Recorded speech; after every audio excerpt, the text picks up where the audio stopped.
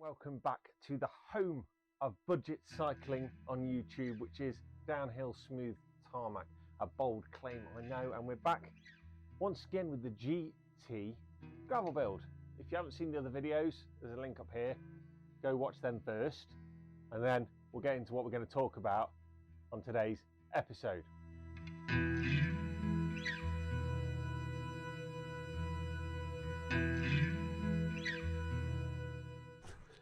And in today's episode, we're actually going to do something I've never done before, which sounds quite exciting, but I'm a bit terrified because it's all or nothing. We're going to play with forks, these forks. And the reason for my terror is justified because I'm going to drill some holes in these forks and put some eyelets in. That's right, I'm going to put some rivnut eyelets. I got sidetracked by an article in bikepacking.com, so this isn't wholly my idea, where rivnuts were used to allow bulk bosses to fit racks. I've even got a rack. Let's get that. So this is my specialised pizza rack. You may have seen these. They are the epitome of cool. And this normally sits on my Turbo Vado when I'm going on commuter duties. But I thought this would look badass on the front of the GT. So I need some mounts, as you can see here. So I'm going to put a couple in. And then I've had another idea, is that as well as that, wouldn't it be great if we could put some 3-point racks on for bikepacking duties on top of that?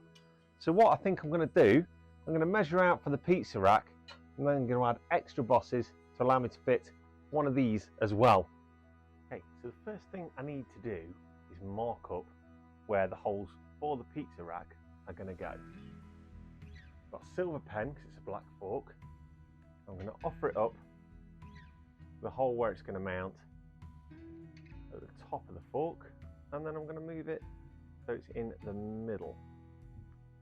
Now, what I'm going to do, look down, make sure it runs centre of the tyre, and that is going to give us a rough point where to mark.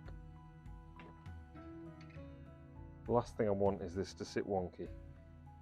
So looking down, that is directly down the middle of the tyre, so I'm going to put a mark. Same on this side as well.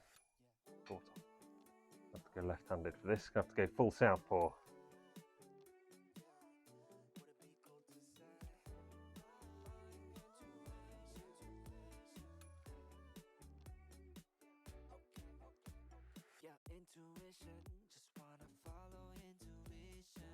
There we got it. That.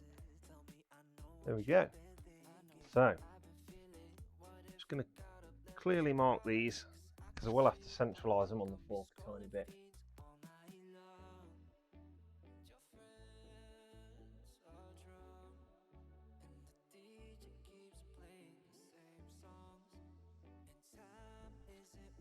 That ain't bad. With that first cross in place, now I'm going to get the other rack.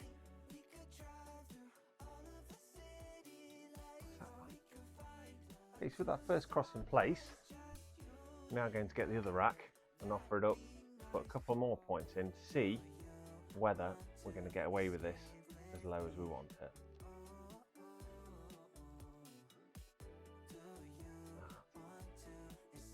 Pretty good. Don't worry, I'm going to get a tape measure on these afterwards as well, just to make sure we're in the ballpark. I should point out while I'm marking this side that this is a steel fork because we didn't cover that point earlier. This is a steel fork. This is a steel fork, so this is going to be safe to do as usual. Ain't your puppy. You're not confident, don't do. Don't do what I do. My teeth is this fork, let's go, not yours.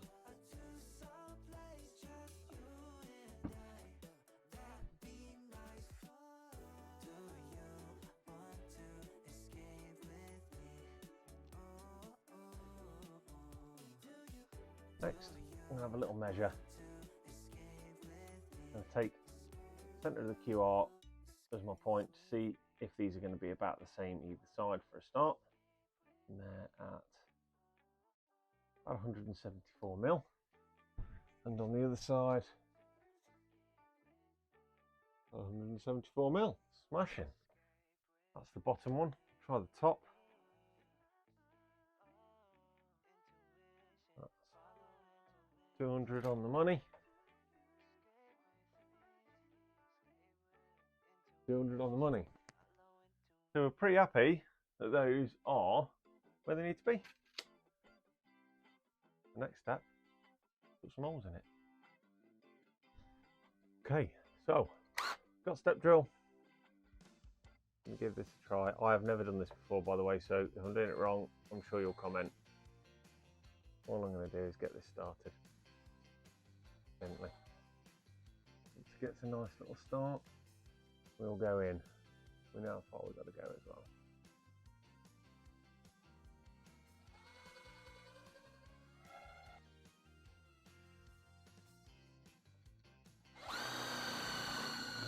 There we go, first one's gone. Nice.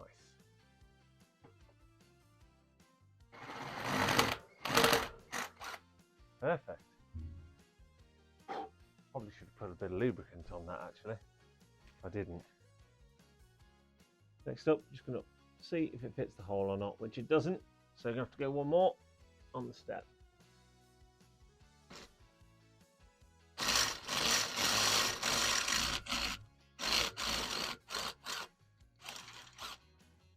Not going in. There we go. If you're thinking this feels a bit unnatural, you're not wrong. It feels really unnatural. Right, that's a little loose, but I reckon that'll tighten in.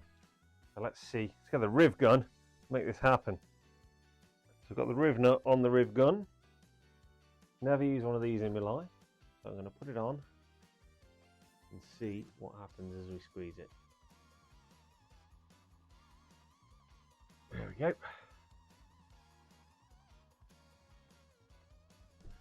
Okay, so that's the first one in. Seeing it's nice and tight. I've just offered up off camera the rack just to make sure that we're in the right place for the other two. Now it's just a case of doing it all over again. We know where we've got to go with the step drill. So let's see if we can drill another.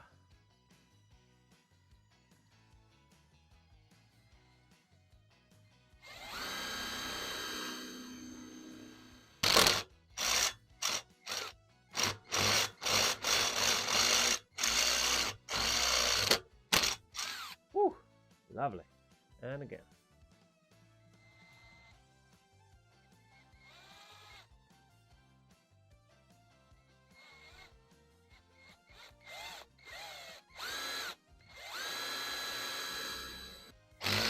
Whoa. Ha. There we go, people. We're riving up. Into the over. The good old swingers.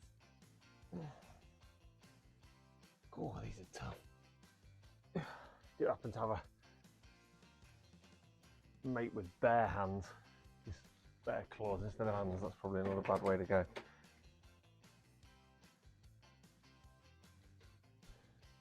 Oh, there we go. Right. Whew. Right. There you go. Riv nuts in place, ready for action. Right, with those mounts in place now, time to offer up that rack and make sure we've got it right. So, I'd like to remind my audience that I've not yet had a total failure on YouTube, so if we do get one, you'll be at a crossroads in downhill smooth tarmac history, because every single person I know has had a failure in their life at some point or another. Right, let's have a look at that. That's going in that one. And that's going in that one. Done and dropped it.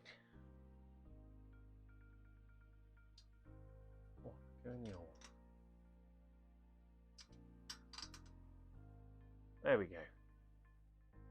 Oh, people, it looks good. It looks good. Tighten them up and get a big bolt for the front. Hey, it's looking good.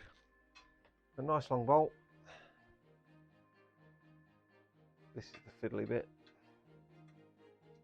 Want a decent long bolt to go through the whole fork. Alright when you're fitting mud guards or something like that. Give it something a bit less chunky. But this is load bearing, so we want a good solid bolt. I've just got to find the hole. There it goes. That. Nothing a washer for the back. Tighten this mother up. What we've got to do now is tighten this up. I don't have to go mad here. When the summer comes, if this bike's still in service, we'll do a little video and we'll actually rub this fork down and we'll respray it gloss black so that the riv nuts look a little bit better. If you know somebody who can fillet braze, you don't got to worry about doing it this way, but I reckon that is going to do us just fine. Allows me to fit a couple of panniers or a rando bag up front or a pizza, anything like that. There we go. Oh yes, that looks badass cool. Check out the pizza rack. I am proper happy with that, and actually wasn't that hard. More daunting than hard. Get a step drill, get a riv gun. Make sure it's a steel fork you're drilling a hole in before you start doing alley and carbon. I think it feels solid, and I'm really happy with it, even though I cannot get my words out today for some reason. In fact, I'm so pleased with this, I'm probably going to put some in the frame underneath as well, so I've got some other bike packing options, because that's what this is ready for now. It's ready for pizza collection and bike packing related shenanigan. Plural of shenanigan? We'll see. So I'm going to sign off. I'm going to say I hope your next ride is down here with smooth tarmac, keep your wheels spinning, keep your rubber on the road. Most of all, be safe out there. Acknowledge each other, the nod of the cyclist. Say hello, keep your wheels spinning, rubber on the road, all of that. Be safe. If you get a minute to like and subscribe, that would be absolutely amazing, but don't let it stop you getting out there and riding your bike. Thank you for watching.